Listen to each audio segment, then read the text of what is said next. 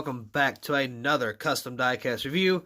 I've said this before, but for some people who don't know, I am sick. I have a type A flu, so if I sound a little off, or if I stutter a little bit, if I kind of sound like, I don't know, kind of muffled a little bit, that's because of the sickness, so don't worry about that. I'm taking medication, so I should be better soon, hopefully anyway. But today we have a Alex Bowman diecast. Oh, imagine that, right? But this is a custom of his Xfinty win. His only Xfinty win. So, yeah, it was either Chicago, was it Chicago, I think? I don't really remember what one it is, but I'll kind of, if I got it right, I won't edit anything, but if I didn't, I will just kind of put it over in text. You would have already seen that by now. But, anyway, I didn't get any reference pictures or anything, but I did get it off the main diecast, because I do have the 124 scale race win of that Bowman diecast. So, yeah, kind of just went off of that. Now, I did a poll on Instagram saying these are not the correct glitter color, or not glitter, well, it is glitter, but confetti is what I used it for. I really wish there was a better system for confetti, but there's really not, unless you're a professional. I said that these were not the correct colors. I showed the color difference, but I asked, should I still do the confetti anyway? You guys said yes, so I was like, you know, whatever, fine. So, ended up doing it. Not proud of the confetti, but I am proud of the template. I have, what am I trying to say? Okay, give me a minute. I gave credit to the template maker on my Instagram. I keep forgetting his freaking name, but it's on Instagram, I promise you. If you go to the post, there will be credit there. But anyway, yeah. So he made this one. I added the winner stickers from a different template, but there was some of the, because there was like two guys that kind of was like, hey, we got this for you.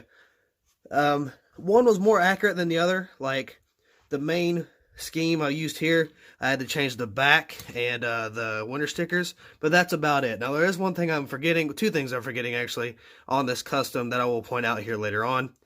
But other than that, pretty good. Well, there's three things, okay, but Jesus. Pretty good template, not bad at all. Didn't really fit all the way around. You can see some black from the actual paints, but that is completely okay. I am fine with that. It's not really your fault, but it's just completely okay. Anyway, again, I used the 124 to kind of use some reference pictures, or just a reference, I guess.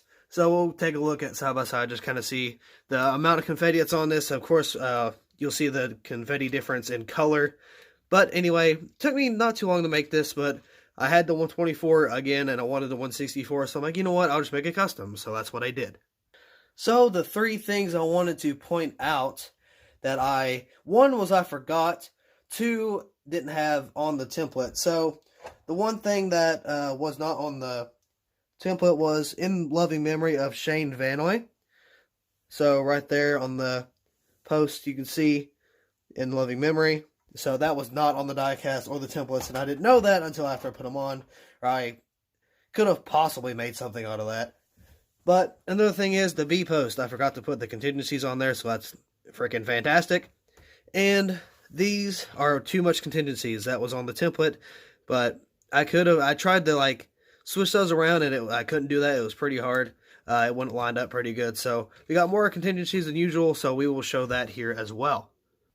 So yeah, those are the few little oopsies, except for the confetti, of course, but you all voted on that, so I'm not going to put that on me. Anyway, see if we can focus this. HendrickCars.com. Now you all know I do not have the best printer in the world, but I guess it works. I got the front end here. This was a little difficult because it was like the headlights were off of the template. It was like separated. So it was a little difficult getting on that on there and making it look okay, but it's not too bad. I could have raised this up a little bit, I guess. But there's the front right there, 42. Got some contingencies right there as well. And of course, we got all the contingencies on the side and stuff. I removed the window net, just make it a little bit more realistic, I guess. So here's the got the Xfinity banner right here on the roof, or not the roof, but on the windshield. I wish it didn't fog up like that when you use a clear coat. I'm going to try to find something else, but I guess if I can't do it, then I just have to deal with it. Got the 42 up here with the confetti. Then you got another missing thing I just realized. On the roof, on the 124, there is HendrickCars.com. On this one, there is not. So, that's another little mistake we got there. That's completely okay. BBR Music Group right there on the deck lid. Some more confetti there. Some Bowman. A little more confetti. Got the back here. HendrickCars.com twice. Camaro 42. Again, I know this isn't the best print in the world, but I'm going to try to fix that here soon. Got a little bit of damage here on the quarter panel. That is on the 124.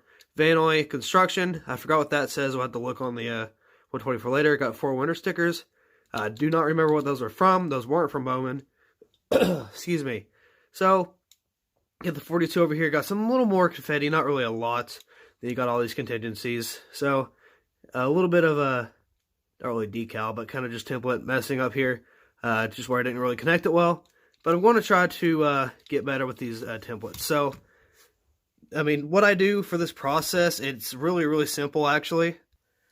But a lot of people ask me for a size on, like, what to print off.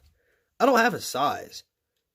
Like, I do, but I don't. And it's never perfect. So, I can't really give you that number, or I would. Trust me. So, yeah. I mean, sometimes it won't fit. Sometimes it will. Sometimes it fits mostly, but not all the time. But, yeah. So, I mean, it's pretty easy process. To strip the diecast out. Someone asked me how I did that, and I will show you real quick. I've already showed you before, but I'll show you again. Really, really simple, but I use these on a drill. There's the measurement there. Then there's what they look like. There's 3 in the package. I'm using one currently, so there's only 2 in this one. But yeah, you can get this at Walmart, or no, probably Home Depot. I got these at Walmart. They're only like, I think they were like $2, or like $1 or $2, somewhere around there, maybe 3, I don't know. But yeah, so that's what I use. Just install it with the little, with your drill. I don't know if your drill's different, but mine's a certain way. So yeah, I use that, flip it over. You got to be really careful, make sure it's lined up pretty good, drill it out, and then, you know, remove everything and drill out some more, like the windshields and stuff. So yeah, this was a Dale Jr. Authentics. This was his Hellman's from 2018 when he made his first, like, reappearance in the Xfinty series. So that is why that yellow is there. I guess I could fix that. But you can see the glue in there as well from the rivets. Again, I remove the window net. That's also pretty easy. Just take some scissors, clip here, and then kind of just move it up and down, like bend it until it pops off. Really easy. The banners I did myself. Just printed those off as well. Not really a hard process.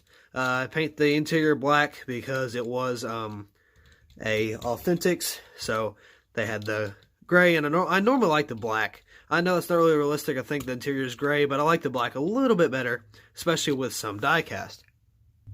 Or just paint schemes in general. So, clear coated it a little bit, then added the confetti on there. I did not clear coat it twice because I was afraid about the windows getting super foggy, and I didn't want them more fogged than they already are. So with the wetness of the clear coat and then the sprinkles, or not sprinkles, what sprinkles, what? The glitter, Jesus, we're not making a freaking cake. With that going on there, and it drying off, it should stick pretty good, so there's really no reason to clear coat it a second time. But most of the time I do, but sometimes I will not. This was one of the cases. But yeah, I think it's really cool. I like how this was made, like template-wise. They did a really good job of doing that. So, let's see about the confetti comparison on the 124. So you can see such a difference on the confetti. It's a lot lighter on the 124, but I mean, that's all we got. So, and again, you all voted. So here's the just cut out here from the burnout. We got that there as well. It's a little too long. I kind of like angled it too much this way, which, I mean, that's all right. Of course, we got the Shane Vanoy there. Didn't get that on there, but yeah. So, also, I did a review on this on my channel a while back around Christmas time. You can go check that out with the link in the description below if you would like. But here's something I want to do. I want to get this confetti in the wheel well, or not the wheel well, but the rim. So, like, that would have been really, really cool to do. But it's kind of hard to, just because of just it's how it's supposed to be, because I want to clear coat it. I guess I could take it off and clear coat it, but I'm afraid like the clear coat would dry up and then it would make it not spin. So I might have to try that with some just some donator cars and see if I can get some diecast working like that, or just see if it's going to work that way, see if it's not, and just kind of know what I'm doing. So anyway, I believe that's going to be it for this diecast review. Thank you all so much for watching. Hope you all enjoyed, and I will see you in the next video. Upside down.